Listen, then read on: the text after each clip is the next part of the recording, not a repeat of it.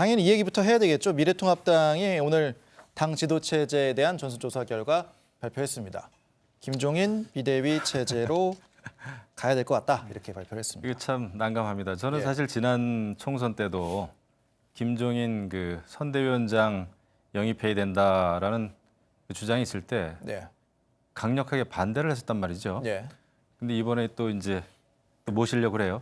근데 뭐 전수조사라고는 합니다만은 그저께도 저한테 전화가 왔더라고요. 그 전수조사니까 참여를 하셨어야 되는 거죠. 참여를 했죠. 예. 근데 이제 당 사무처 직원이 전화를 했더라고요. 예. 의견이 어떤지. 내 의견을 얘기했는데 저는 이런 과정을 통해서 그 비대위원장을 영입을 하고 비대위를 꾸리는 것은 굉장히 안타깝고 통탄스러운 일이다 생각을 합니다.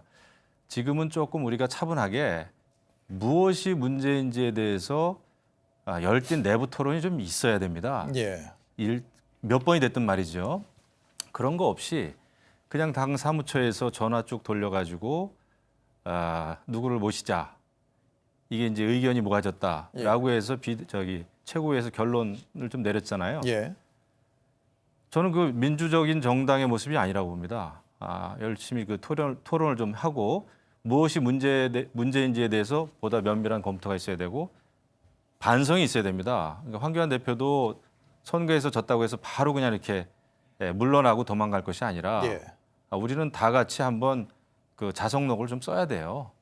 그게 저는 마지막 우리가 할 일이다 생각을 합니다. 이게 이렇게 남한테 자꾸 맡기는 정당이 되면 지금 이제 우리 정당이 어느덧 하도급 정당이 됐어요.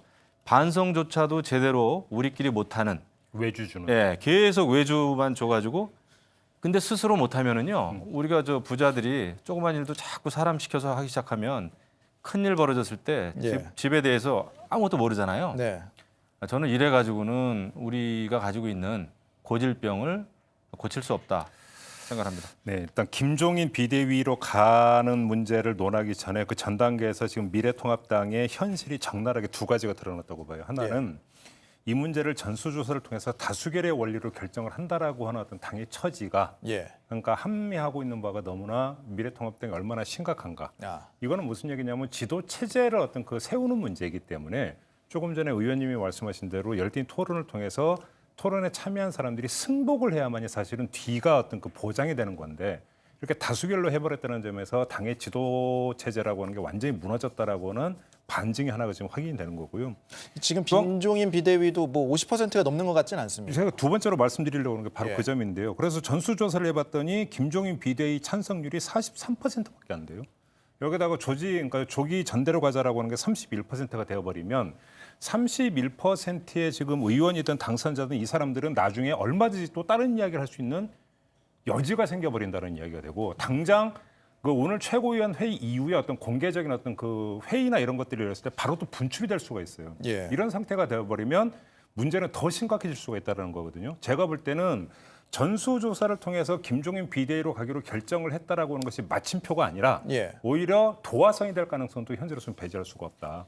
그리고 제가 쭉 경험상 느끼는 건데요. 예. 이런 그 이제 선거에 졌을 때나 예. 뭐 탄핵을 했을 때나 이런 큰 정치적인 이벤트가 있고 나서는 그 내부 토론을 쭉 하면서 그때 비로소 정치인이 가지고 있는 그 역량과 능력이 좀 발휘가 되더라고요. 똑같은 의견이라도 예.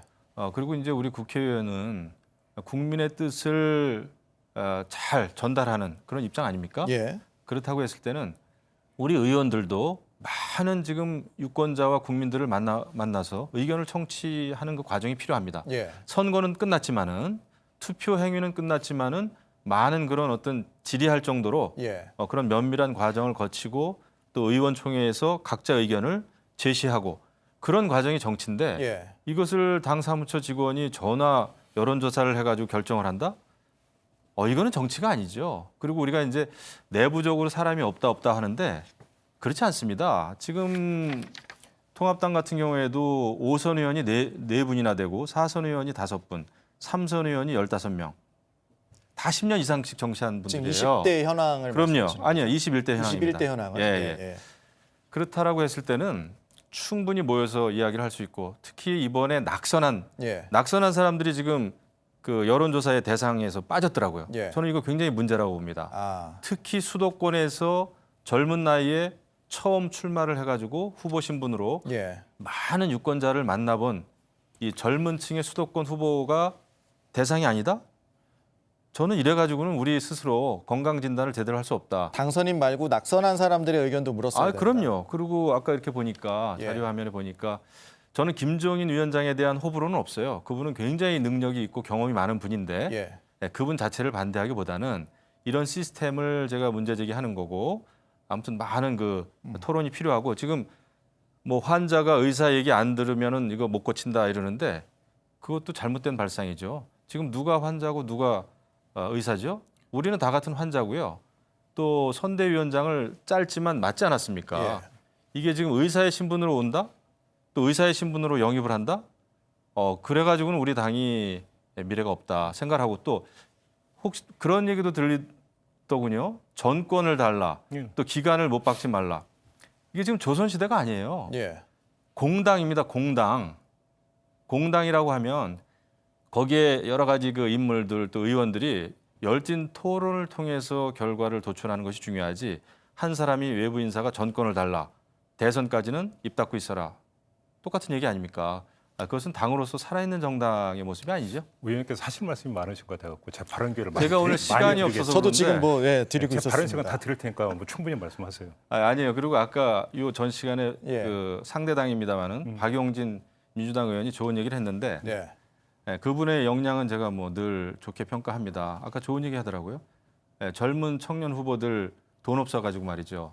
평상시에 후원도 못 받고 예. 그리고 선거 때 그냥 공천 줘가지고 험지에 내보내가지고 우리 떨어뜨리지 않았습니까? 예. 통합당의 경우에. 그런 반성이 있어야 되는 거예요. 그러니까 우리 기성 세대가 젊은 청년들을 선거 때 잠깐 장식용으로 이렇게 활용하고 나서 내팽겨치고 또 평소에 까먹고 있다가 선거 닥치면은 청년 정당 돼야 된다, 미래가 없다 이렇게 들볶아 봐야 미래가 없다 생각합니다. 그래서 자연스럽게 이제 김종인 위원장이 이제 올까? 그러면 올 수 있는 환경은 되나? 뭐 이런 쪽으로 가야 되는데 그 전에 잠깐만 그 토론 얘기를 이제 하시니까 뭐 토론을 해야 된다는 데에서는 뭐 모두가 찬성하겠지만 21대 국회 이제 원구성도 해야 되니까 그럼 토론을 어느 정도까지 해야 된다고? 그 중요합니다. 그게 얘기하신 거예요? 현실이에요. 예. 그래서 저는 그래도 지금 현 20대 국회의원들이 반성문은 좀 써야 된다고 보고 자성록 좀 써야 된다고 보고 그다음에 이제 21대 국회 또 열리지 않습니까? 예. 원구성은 원구성대로 해야 되죠. 예. 그러니까 당선자들이 따로 모이는 예. 회의를 병행하라 이거예요. 지금 우리가 지금 저 난국 아닙니까? 예. 어쩌다가 지금 딱 토론이 안 이루어지는 현실적인 이유가 그겁니다. 당선자들은 지금 당선 인사단입니다. 그렇죠. 낙선자들은 거의 지금 그 자폐 증세예요. 밖에 나오기 싫어하는 예. 이런 분위기입니다. 그럼에도 불구하고 우리가 잘 마무리를 하고 21대 국회를 준비하려면 이 상황에서 전화 여론조사 하지 말고 예. 모여야 되죠. 그러니까 조금 전에 했던 말씀만 잠깐만 그 부연을 하면 예. 이제 최고위원회에서 김종인 추대로 결론이 내려졌지만 이후 후속 절차가 있어야 될 거 아닙니까? 전국위원회 가야 되는 거죠. 비대위 출범을 하려면.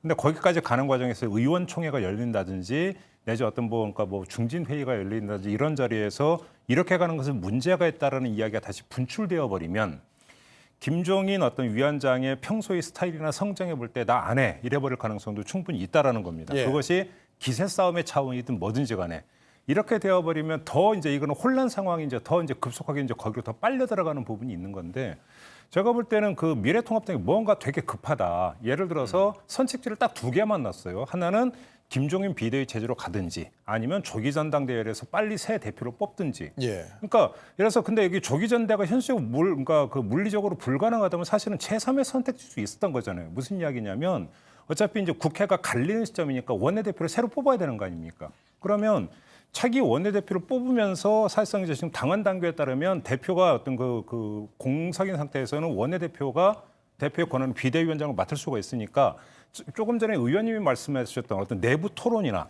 이런 건 내부 정비 작업을 그 체제에서 가져가면서 좀 더 어떤 심도 깊은 어떤 토론을 한 다음에 넘어갈 수 있는 건데 뭔가가 급하게 이제 지금 추진되고 있는 부분들이 있는데 예. 심재철 원내대표 체제라면 이해가 되죠. 왜냐하면 낙선자니까. 그러니까 21대 국회 임기가 시작이 되면서는 그분은 이제 그 원내로 빠지니까 예. 근데 그분의 일정에 맞출 이유가 없는 거잖아요. 차기 원내대표 뽑으면 되는 건데. 제가 볼 때는 미래통합당이 뭔가 지금 급하게 가져가는데 이 급하게 가져가는 것이 뭔가 어떤 내부적으로 충분히 토론하고 반성을 하고 성찰하고자 하는 기회가 아니라 예. 빨리 여기서 모면에서 벗어나자.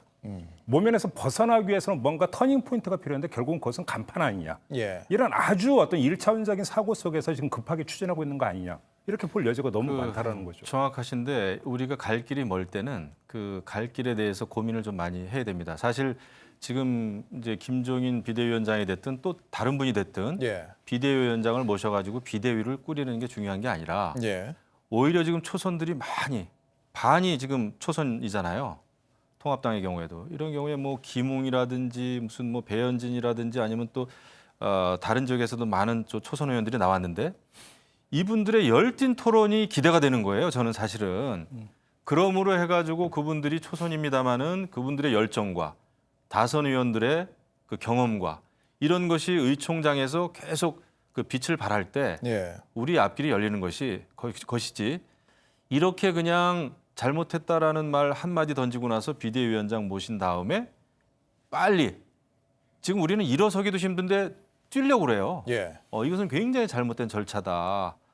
이래가지고는 남에게 하도급을 주기 시작하면은 일이 잘못됐을 때는 결국 또 남 탓하게 되는 겁니다. 그래서 우리가 지금 앉아가지고 황교안 그 대표를 욕만 해서도 안 돼요. 예. 그분은 솔직히 2년 동안 개인적으로는 열심히 했어요. 예. 역량이 딸렸는지 모르겠으나 그러면은 이 판국에는 우리가 다 같이 무엇을 잘못했는지 이게 그냥 아스팔트 집회하는 것이 최선이었는지 예. 머리 깎는 게 최선이었는지 또 공천 돌려막기 공천한 게 최선이었는지 이런 거를 돌이켜봐야 되는데 왜 중도층이 우리를 떠났을까를 진짜 예. 반성을 해야 되는데 그 과정 없이 문제 생겼어 총선 졌어 딴 사람 모셔와 이게 일이 해결이 안 되죠.